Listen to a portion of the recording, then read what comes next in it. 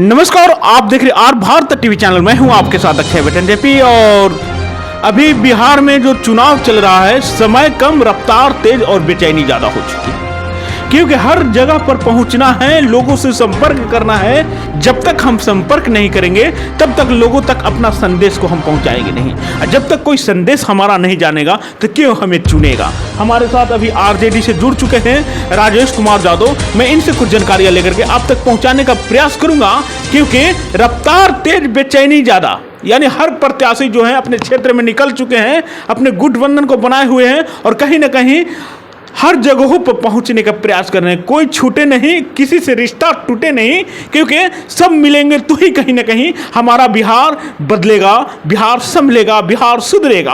और सबसे पहले तमाम लोग आपको देख रहे हैं, एक प्यार भरा संदेश क्या सुबह के दे रहे हैं सब लोग के। मैं सबको संदेश देना चाहता हूं कि आज छठ मैया का त्यौहार है। छठी मैया जिस तरह से सबके जीवन में खुशहाली लाए, सबके बाल बच्चे स्वस्थ रहें, समृद्ध बने, और ख़ासकर दिनारा की जनता से मैं अपील करना चाहता हूं कि आप एक ऐसा प्रतिनिधि चुनें जो आपके बाल बच्चे को स्वस्थ रखने में और शिक्षित करने में एक महत्वपूर्ण भूमिका निभाए। और मैं एक राजेश यादव, पढ़ा लिखा LLB उम्मीदवार हूं, और आपसे आग्रह करता हूं कि आप हमको एक बार मौका दीजिए। मैं दिनारा के सभी गांवों टोलों में जो बच्चे अभी तक स्कूल नहीं जा रहे हैं, उनको मैं स्कूल ले जाने की व्यवस्था करूंगा, ताकि आने वाली उनकी पीढ़ी अच्छी बने, देश के विकास के रफ्तार में उनका भी योगदान रहे। मौका छूट न जाए, समय कभी बदल न जाए। अभी हमारे साथ राजेश जी जुड़ चुके हैं और कह रहे हैं आपसे कि एक बार मुझे मौका दीजिए। चुनाव आपकी है, मत आपकी है, मन आपकी है। सोच समझ कर वोट करें, सही जगह पर बटन दबाएं, क्योंकि आपका एक वोट जो है वो कहीं ना कहीं आपके क्षेत्र का विकास को बदल सकता है, विकास की तरफ आपको ले जा सकता है। आपको क्या चाहिए खुद आपको मालूम है, क्योंकि अब नहीं चलेगा बात, अब नहीं चलेगा वादा, और नहीं चलेगा इरादा। सिर्फ आप आए हैं तो आपको अगर हम चुनेंगे तो आप काम कीजिए। अगर आप काम नहीं करते हैं, क्षेत्र में विकास नहीं करते हैं, तो हमारी हाथ में ताकत होती है जिससे हम आपको अलग कर सकते हैं। बात से एक नहीं है, बहुत सारे नेता आते हैं, वादा करते हैं और वादा करके चले जाते हैं, फिर दोबारा क्षेत्र में नहीं आते हैं, और क्षेत्र में आते हैं तो लोगों से मिलते हैं, परंतु टाइम देखते हैं कि कब हमें दूसरे जगह जाना है। तो क्या तमाम लोग अगर आपको चुनते हैं तो प्रथम प्राथमिकता आपका क्या रहेगा इस क्षेत्र के लिए? देखिए, मैं तो पहले भी बोला कि जनता के हाथ में वो ताकत है, और वह ताकत हमें संविधान ने दिया है, और इसी संविधान को भारतीय जनता पार्टी हटाना चाहती है। तो एक तो इस संविधान को बचाने की लड़ाई है, और मैं देवतुल्य जनताओं से आग्रह करना चाहता हूँ, उनसे हाथ जोड़ के विनती करना चाहता हूँ कि आप सबको देखे हैं। कोई 5,000 करोड़ का मालिक है, कोई यहाँ मंत्री भी रहा है, सबको आपने परखे हैं। 5,000 करोड़ वाला क्या करेगा? 10,000 करोड़ का मालिक बन जाएगा।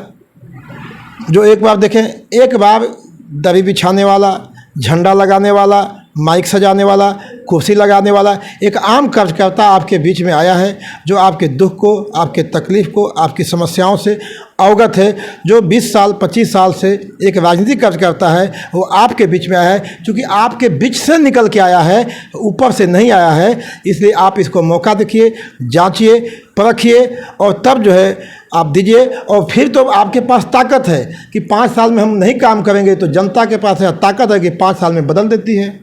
सबसे बड़ी बात है कि आपकी एक बड़ी मुद्दा चल रही है, हर जगह पर देखा जा रहा है, नौकरी के लेकर के आप लोग बात कर रहे हैं।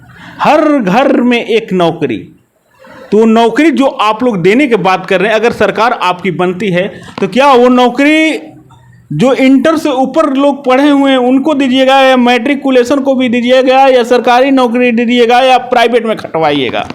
एक बात आप समझिए कि जब से बिहार में NDA सरकार आई, नौकरी नाम की चीज़ को समाप्त करके वह एढक पलाई थे। 2020 का विधानसभा का चुनाव हो रहा था, आप सब जनता मालिक हैं। हमारे नेता आदरणीय तेजस्वी जी ने कहा कि हमारी सरकार आएगी तो हम 10 लाख सरकारी नौकरी देंगे, और एक ऐसा पिच बना कि सब लोगों को सरकारी नौकरी की बात करनी पड़ी। हमारे नेता आदरणीय तेजस्वी जी जब बिहार के उप मुख्यमंत्री बने तो अपने उस वादे पर कायम रहे, और आप देखे होंगे कि 5 लाख सरकारी नौकरी हुआ, शिक्षक बने। हर विभाग में जितने हमारे थे, चाहे आंगनबाड़ी सेविका हो, टोला शिक्षक हो, मुखिया हो, सरपंच हो, वार्ड हो, सहायक हो, सबका मानदेय भी बढ़ाया गया, रसोइया को बढ़ाया गया। अभी उन्होंने कहा है कि हमारी सरकार बनेगी तो सीएम दीदी, जो जीविका की सीएम दीदी है, उनको 30,000 रुपया दिया जाएगा। यानी तेजस्वी जी जो बोलते हैं वह करते हैं। कुछ लोग हैं जो आपके बीच में भी भेष बदल के आए हैं। उन्होंने कहा था कि हम नौजवानों को हर साल 2 करोड़ नौकरी देंगे। उन्होंने कहा था कि हम हर घर में 15 लाख देंगे, लेकिन 11 वर्षों में दिए तो नहीं, लेकिन जो आपके पास जमा पूंजी था उसको भी लेने का काम किया। हमारे नेता ने कहा है कि हमारी सरकार बनेगी तो मेरा पहला काम होगा कि हम कानून बनाएं, ताकि कानून बना करके सबको सरकारी नौकरी दें जिनके घर में अब तक कोई सरकारी नौकरी नहीं है। मैं एज ए दिनारा का विधायक, जनता मालिक हमको जब भेजेगी तो पहला काम है कि हम जनता लग करके पहले विधानसभा से कानून बनवाएं और अपने कार्यकर्ता साथियों के सहयोग से, जो कार्यकर्ता साथी आज लगे हुए हैं इस युद्ध के मैदान में, इनके सहयोग से सरकार भी डाटाबेस तैयार करेगी। मैं खुद डाटा तैयार कराऊंगा कि किस घर में अब तक कोई भी सरकारी नौकरी नहीं है, ताकि हम मिलान करें कि मेरे क्षेत्र का एक भी घर न छूटे जिसके घर में सरकारी नौकरी न हो। यानी लड़ाई यहाँ पर संविधान की है। आप निश्चित रूप से संविधान बचा है तभी गरीबों, शोषितों, दलितों का इज्जत, आबरू और सम्मान है। तो हमारी पहली लड़ाई संविधान बचाने की है। और यह संविधान किन से बचाना है? यह संविधान भारतीय जनता पार्टी से बचाना है। क्योंकि आपको मालूम है पिछले लोकसभा चुनाव में लोगों ने कहा था कि हम आएंगे तो इस संविधान को बदल देंगे। आखिर उस संविधान से उनको क्यों डर लगता है? इसलिए डर लगता है कि पिछड़ा समाज, दलित समाज, नोनिया समाज, पासवान समाज, रविदास समाज, तांती समाज, तमेला समाज, बिन, मलाह, बिल्लार, इनका बेटा इंजीनियर नहीं बने, इनका बेटा प्रोफेसर नहीं बने, इनका बेटा कलेक्टर नहीं बने। चूँकि सदियों से जो देखते आए हैं कि वो हमारे घर में हमारी हरवाही करें, ये अच्छा नहीं लगता है। इसलिए वो चाहते हैं कि जो भी बदलाव हुआ है इस देश के संविधान के चलते बदलाव हुआ है। तो उनको मालूम है कि इसके अगर जड़ में कोई है तो यह संविधान है, इसीलिए उस संविधान को बदलना चाहते हैं। कहने के मतलब है कि जहाँ सदियों से अंधेरा है वहाँ पर दीपक आप जलाएंगे। दीपक मैं नहीं जलाया, हमारे पुरखों ने दीपक जलाया है। चाहे वो महात्मा ज्योतिबा फुले हो, डॉक्टर बाबा भीमराव अम्बेडकर हो, कर्पूरी ठाकुर हो, डॉक्टर राम मनोहर लोहिया हो, माननीय कांसी राम हो, लालू प्रसाद जी हो, मुलायम सिंह यादव हो, उस कारवा को आज हमारे नेता तेजस्वी यादव जी बढ़ा रहे हैं, जिनको सहयोग करने के लिए बिहार के लाखों करोड़ राजेश यादव जैसा कार्यकर्ता दिन रात काम कर रहे हैं। तब यह दीपक जो है, संविधान का जो दीपक जल रहा है, इसके लिए कितने लोग खून और पसीना बहा करके, अननोन आप राजेश यादव को देख रहे हैं, लेकिन कितने ऐसे हमारे कार्यकर्ता हैं जो गर्दिश में रह के, अंधेरे में रह के, पर्दे के पीछे रह के इस संविधान बचाने की लड़ाई लड़ रहे हैं। और तब हम लोग जो है आज यहाँ बैठे हुए हैं। अभी तो आपने राजेश यादव की बातों को सुनी और आपकी क्या है विचार? एक बार बटन दबा करके बनाए अपनी सरकार जो कि आपके क्षेत्र के विकास करे, आपके विकास बिहार की करे। बने रहिए मेरे साथ, मैं लगातार अपडेटिंग आपको दिखलाते रहूंगा।